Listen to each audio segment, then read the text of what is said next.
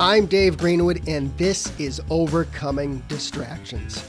If you are an adult with ADHD, a busy professional, an entrepreneur, a high achiever, or just need some strategies to navigate your adult ADHD, you're in the right place. Who am I? I'm an entrepreneur with ADHD and the author of 2 books, Overcoming Distractions and Overcoming Burnout.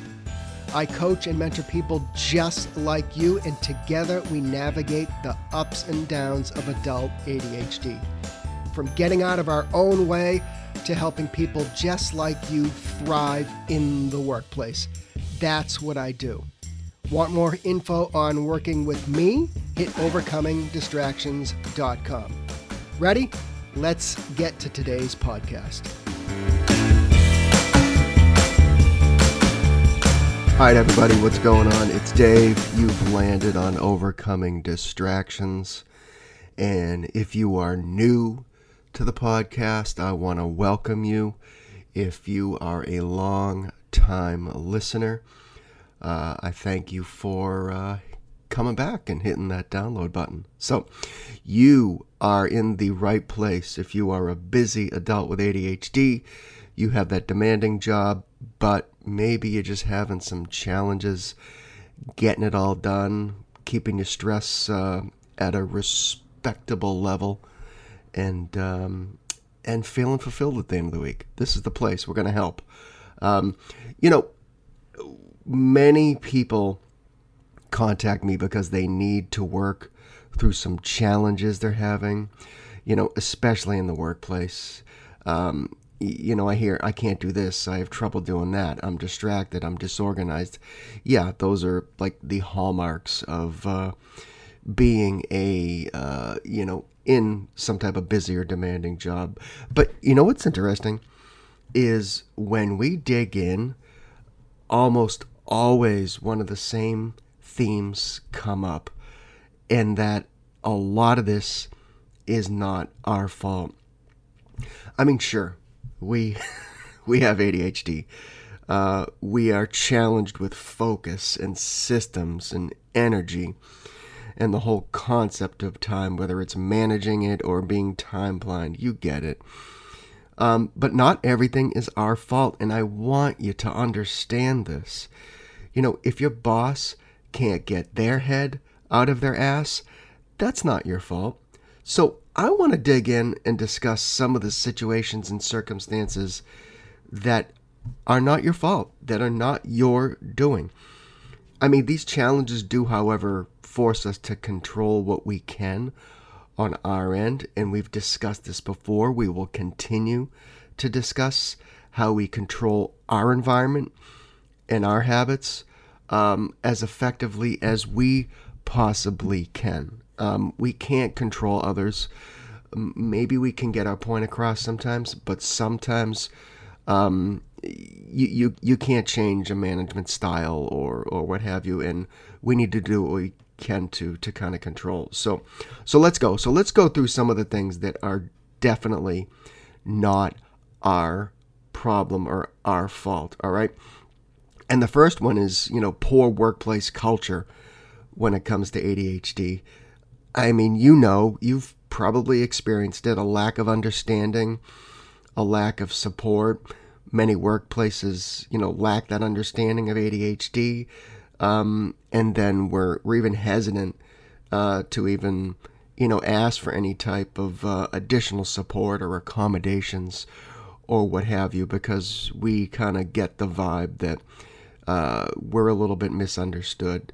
There's that stigma, the misconceptions, the negative stereotypes about ADHD that can lead to unfair treatment.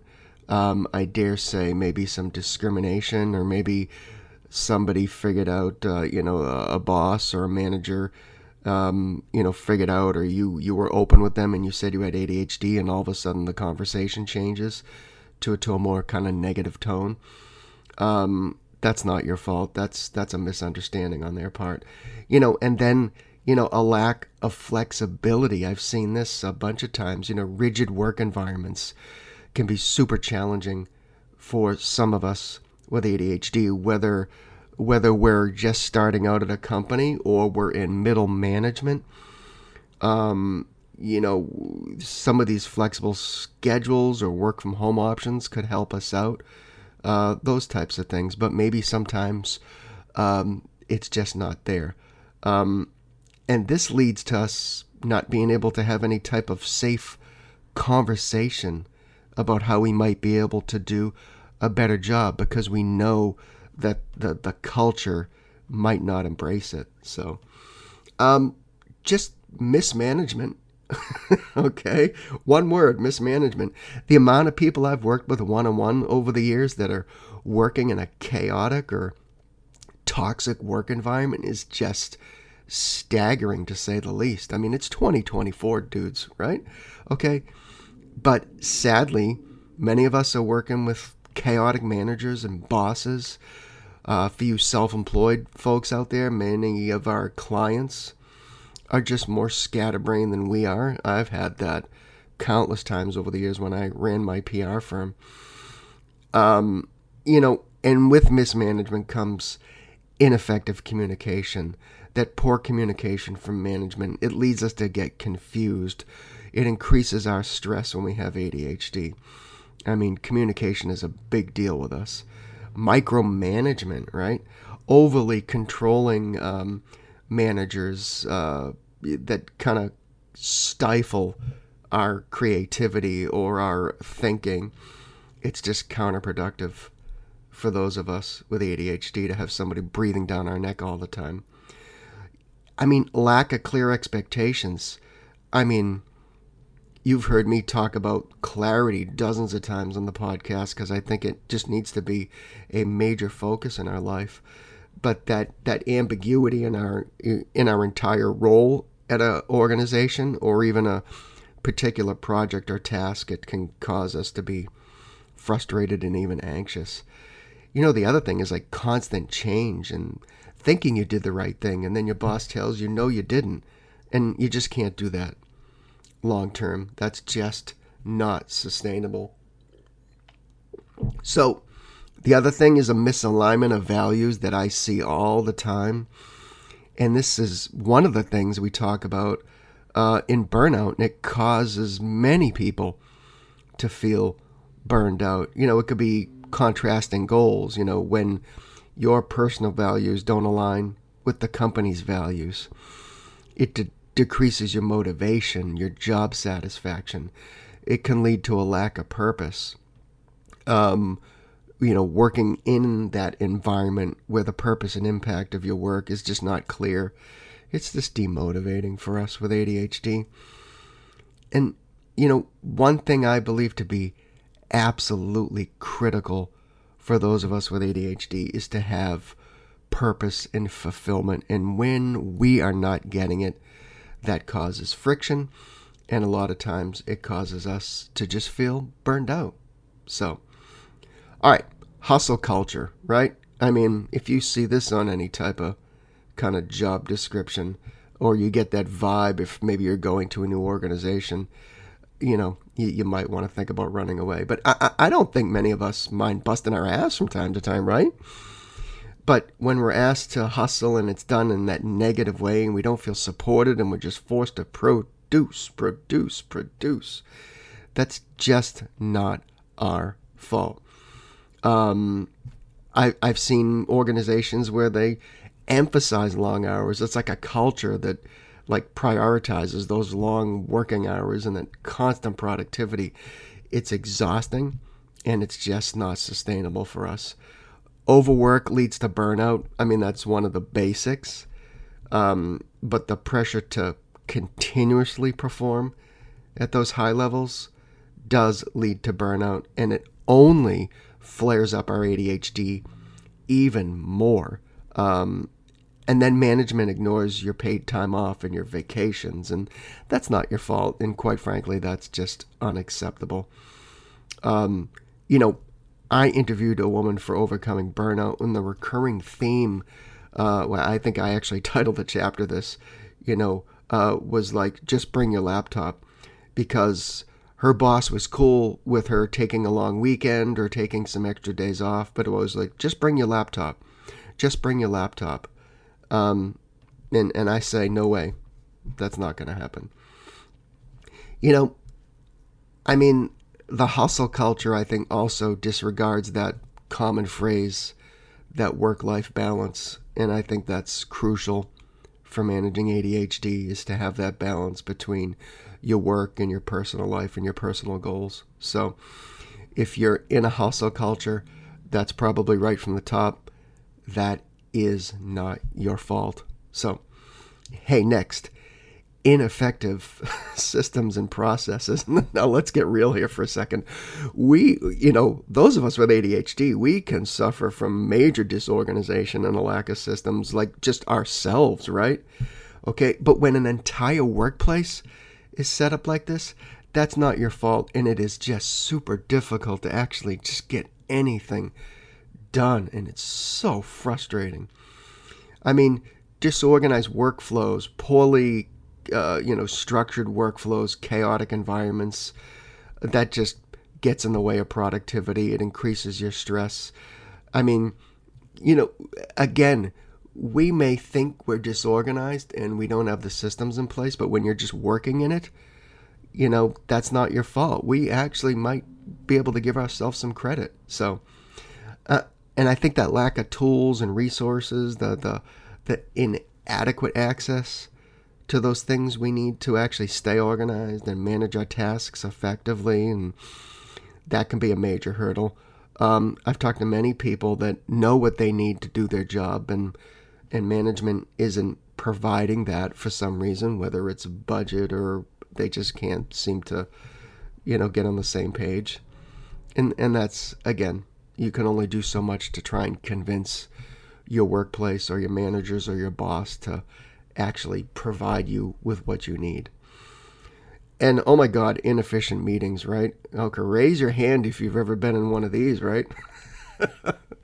Unstructured, lengthy meetings that can drain us. It drains our attention. It makes it difficult for those of us with ADHD to stay focused and productive, not only in the meeting, but after the meeting. And then a ton of us just leave the meeting kind of, like wiping our eyes, right? Because we don't have the clarity we need.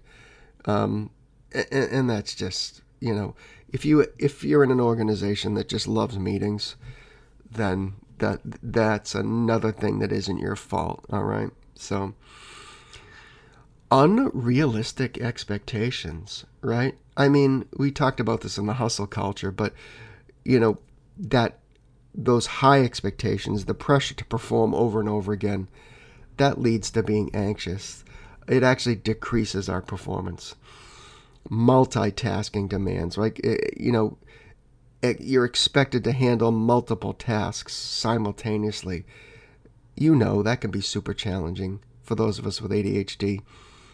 If you see this on a job description, if you're, in the market, you got to run away.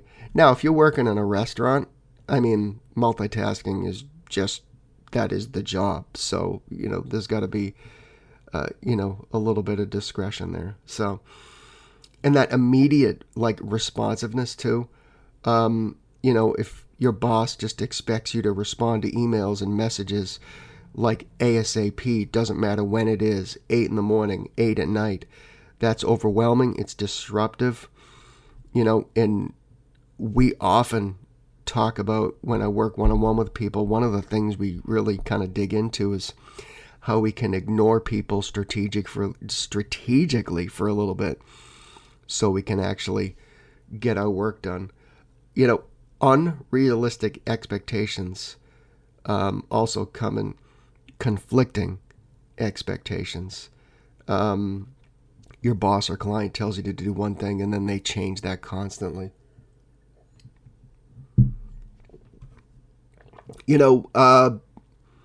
I think one of the things that can kind of drive those of us with ADHD nuts is that lack of career development opportunities. You may be in an organization that just, there's nowhere to go. And I know many of us want and kind of need something to work towards. And that recognition of that working our way up into more challenging roles, for many of us, it's a good thing, okay? It motivates us to do well and to focus. But I think also, once again, a theme that comes up over and over again when we're digging in, when we're working on that one-on-one setting is, limited training and development, the lack of access to career development programs, even courses to maybe do our job better. And when that happens, it just hinders our personal growth. We get frustrated. We don't feel like we're getting anywhere. Lack of mentorship, the absence of any type of mentorship in an organization, that deprives us of any kind of, feeling valued or feeling like we're doing a good job. And we're just, once again, told to do our job. So that's not your fault. If you're in an organization and they don't have a culture of actually supporting you and guiding you and growth opportunities and learning, then that's not your fault. But it is up to you to investigate those, because maybe they're hidden somewhere. So, and then that just physical and environmental factors that just leads us to distractions. Noise, distractions. We all talk about it. I mean, if you're in a physical environment, if you're going into the office, and it's a noisy environment, that can be super distracting. It. It can reduce your productivity. Maybe you're sitting in the wrong place. Now, I'll say, if you're working at home and you have that, then you have every opportunity to fix that, and that's kind of on you. So, uncomfortable workspace, and I know for me, I had to have like almost the perfect kind of desk setup. And I know it sounds crazy, but the ergonomics, the type of desk, the chair, the mouse, the keyboard, those types of things, the way the monitors are set up. And if you're in kind of a strict work environment, again, if you're going kind of into the office, you got to see if that is a factor for you, maybe how you can change it. And then, you know what? I can't believe it's 2024 and we have to bring this up, but like inadequate breaks, like some of us are just like forced to sit at our desk and crank it out after hours, and not having that culture of regular breaks and or the ability to take a few minutes, and then somebody saying, "How come you're not at your desk?" That's just not good. So that's something that you need to address if you're in that type of culture. So I just wanted to just chat for a few, because there are things that are not your fault, and these are the things that you can try and advocate for yourself, maybe without outing that you have ADHD. There's things you can control in your own world to the extent that you can. And again, we're not controlling others. We're controlling what we can. And again, if you're just, we've talked about this before, but if you're just in a situation where some of these things won't change, then it's up to you to control what you can, maybe get a little more assertive.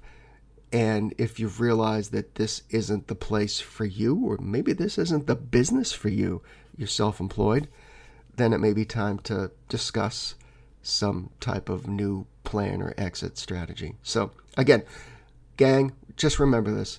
Not everything is your fault when you have ADHD, all right? Give yourself some credit. Some of you really kick ass at work. You're just not in a great environment to do so. All right. As I always say, if you need help kind of strategizing these types of things and figuring out what you can control and what you can't in the workplace, do a little problem solving one-on-one with me, just hit overcomingdistractions.com. Book that quick little 15-minute Zoom chat with me. Let's see if we're a good fit, and I look forward to helping you. All right, we'll catch you next time.